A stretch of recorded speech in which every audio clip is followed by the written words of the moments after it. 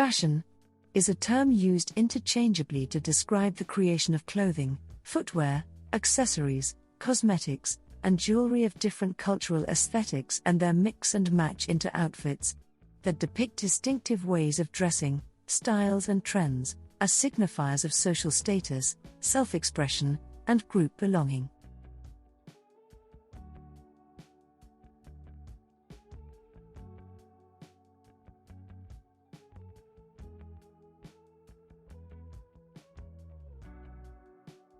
This is a complex concept to study and understand, which is not as easy as it seems at first. So, I suggest you start with a simple one. Let's play a game. You will be able to check your level of knowledge and correct it in case of wrong answers. Let's get started. Who designed the Mondrian collection in 1965?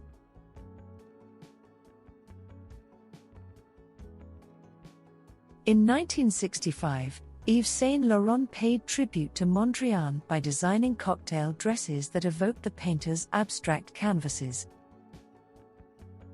Their simple cuts, geometrical lines, and bold colors gave the designer's collection a modern feel, and proved to be incredibly successful. Rather than being printed, the dress's blocks of primary colors and black geometric lines were made of individual pieces of fabric. To coincide with the designs, Saint Laurent made sure he addressed the structure of the dress. The weight of the fabric meant they hung straight and without movement, which enhanced the idea that each dress was a piece of art. The dresses hit the fashion world at exactly the right moment, encapsulating the bright, geometric ideals of 1960s fashion and with a clean, simple structure. As a result, the effect of the Mondrian collection was felt almost immediately. In 1965, one of the 6 designs appeared on the cover of French Vogue, and cheaper, copycat versions in similar bold geometric designs appeared across the high street. The importance of this collaboration and its effect on the fashion of the 60s is evident today. In 2011, a rare silk version, instead of the more commonly produced wool version, sold at Kerry Taylor's auction house in London for £27,000. Saint Laurent personally told Sandy Schreier, the accessory designer of the ready-to-wear collection, that he made just 2 couture dresses in silk of this design. The other version is in the Victoria and Albert fashion collection.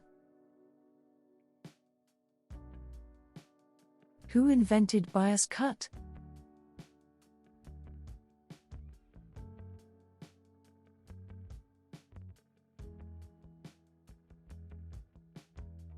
Designer Madeleine Vionnet, active 1912 to 1940, was renowned for her bias designs. Bias is the diagonal direction of a woven fabric. Unless woven from stretch yarns, fabrics stretch more in the bias direction than in the length or width. Designers can take advantage of this stretch by manipulating the fabric so that the bias areas fall in ways that cause the designs to fit the body more closely or drape into soft folds.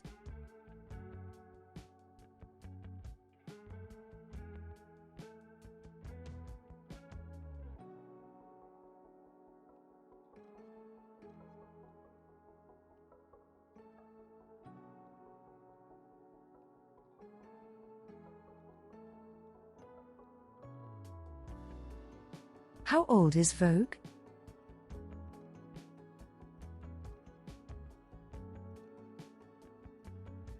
In 2024, it is 132 years old. Vogue was founded in 1892 as a weekly high society journal created by Arthur Baldwin Turner for New York City's social elite. It covered news of the local social scene, traditions of high society, and social etiquette. It also reviewed books, plays, and music. Condé Montreux's Nast, the founder of Condé Nast Publications, bought Vogue in 1909 and transformed it into a women's fashion magazine focused on beauty, composure, and etiquette. The magazine soon became known for its distinctive photographs and high editorial quality. Nast hired the best illustrators and photographers of the day, and they produced covers for the magazine that were consistently sophisticated and occasionally revolutionary.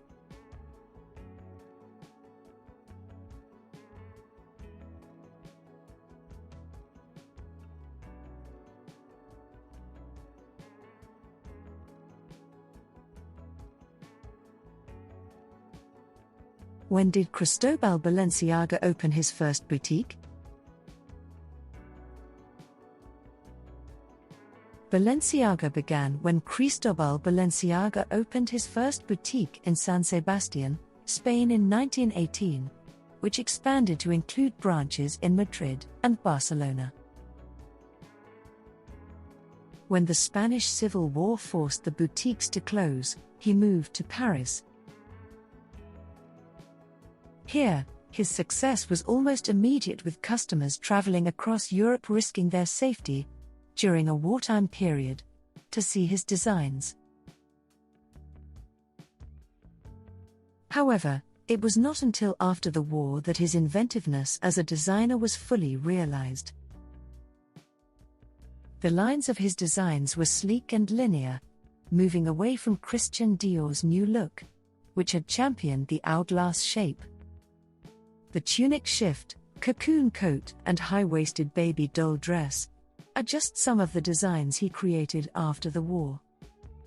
His attention to the female waist and the different looks he used to complement it attracted huge attention, and is considered to be his most important contribution to the world of fashion, a new silhouette for women. After a hugely successful career, Cristóbal Balenciaga closed his fashion house in 1968 and died in 1972. The house lay dormant until 1986.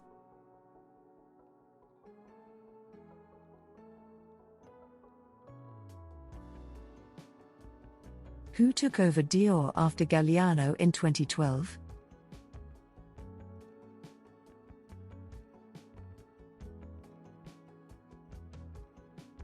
After 13 months of speculation about Galliano's successor, Dior appoints Jil Sander designer Ralph Simons as his successor. His minimalist designs transform women's fashion into architectural silhouettes. While not the shortest tenure in the brand's history, that honor belongs to none other than Yves Saint Laurent, who succeeded Monsieur Dior for only 3 years. Simon's time at Dior wasn't much longer, spanning from 2012 to 2015. Still in the 3.5 years that the Belgian designer was at the creative helm, he designed 20 collections, was the subject of the critically acclaimed documentary Dior and I, and secured Rihanna as the Maison's first-ever black ambassador.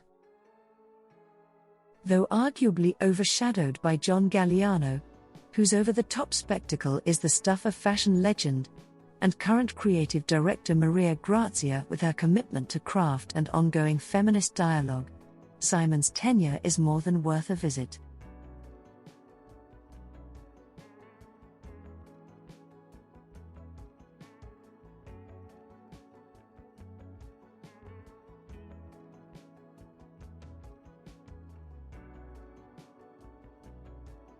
Who created power dressing?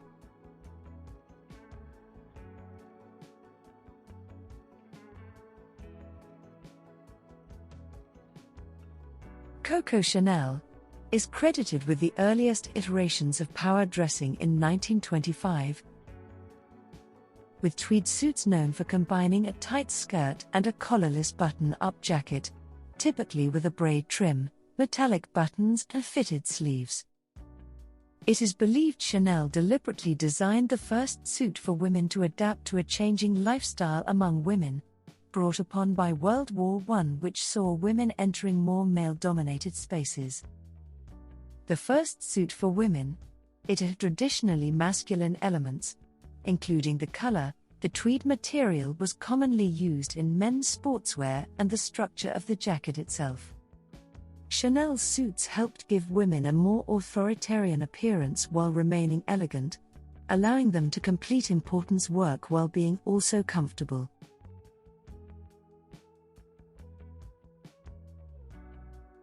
While glamour and excess started to infiltrate back into a post-war society, updates to the power suit continued, with YSL creating the first power suit for women with trousers in 1966. It was a man's tuxedo suit that was redesigned to fit a woman's body and reiterated the concept of women breaking gender roles through their clothing. Called Le Smoking, it was originally not well received by the haute couture community. Nevertheless, YSL included them in his collections until 2002. Into the 1950s and 1960s, what was a pillbox?